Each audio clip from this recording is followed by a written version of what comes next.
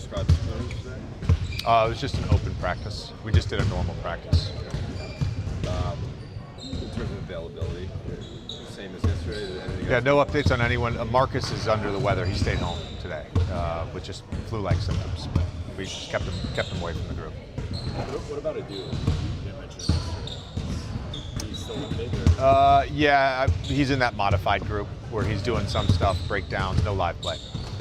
JJ, with this being day 2 of this practice session, how much were you able to push them? How much did you have to pull back? I didn't pull back at all.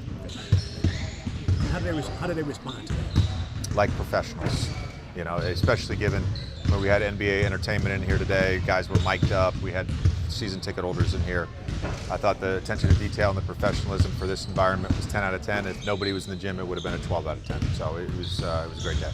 There's only been 2 preseason games. I think today was the big practice. Since camp started, just how would you measure where you guys are at the championship shape that you've been? Yeah, we're pushing. I mean, that's the biggest thing.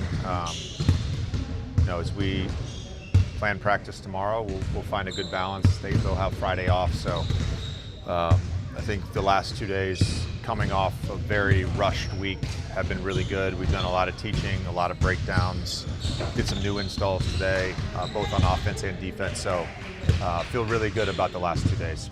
What goes into actually installing offense? Like actually saying like, these are our sets, these are the plays, these are the options. Like how do you like consider your players and go ahead and put that in at this time of the year? What do you mean by that? In terms of like you obviously like how do I do it? Yeah, how do you we do it? We do like script, yeah, just script. You know, so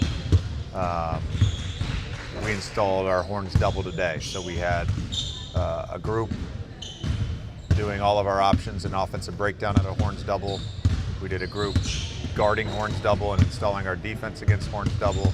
We scripted it, and then we did small group play 4-on-4 horns double time. You know, winner keeps the ball. So that's kind of just how we do it. How does Luka like play into saying like, okay, I got here mid-season, we're doing what y'all are doing. Now he has more of a perspective of this is what I'd like to do more.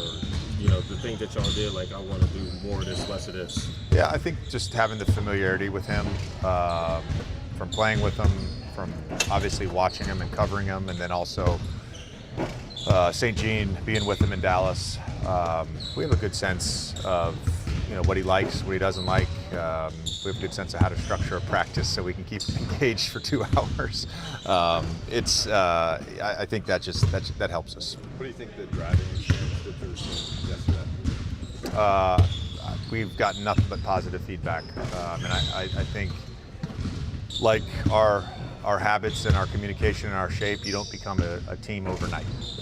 It's a long season, and the more guys can do that off the court, I think the better team will be. How is it meaningful for Luka's leadership, I guess, to take ownership and to come up with that idea? No, I think it's great. We're encouraging, him, all our guys. I know Gabe organized something in September on one of the Friday optional days. He had the guys, I think they did the sand dunes in Manhattan Beach. So, whether that's dinners on the road or something here in LA, I think it's wonderful. A little disappointed, to be honest with you. I didn't get invited, but I'm not a player anymore. JJ, you guys have switched more to a drop coverage defensively with DeAndre, but what's the learning curve from going from switching as much as you guys were at the end of last season?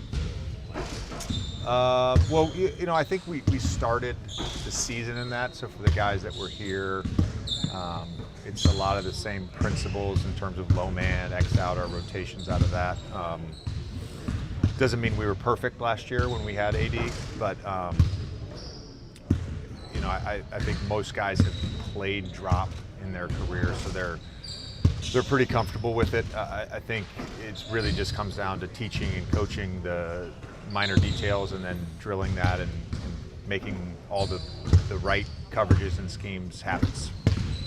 Coach, yesterday Austin talked about offensive rebounds, and sometimes the unintended consequence can be if we miss those, they get in transition and it can be kind of hard to get back. But what have you told them about kind of the strategy of that and being aggressive without relinquishing control in case you don't get the rebound. Yeah, look, historically, as long as you have a guy back, there's really no difference in PPP. It's are you sprinting back? So, by corner crashing, you should be crashing through the elbows, and your momentum's taking you back. So there's not a balance. It's a non-negotiable. All right, thanks.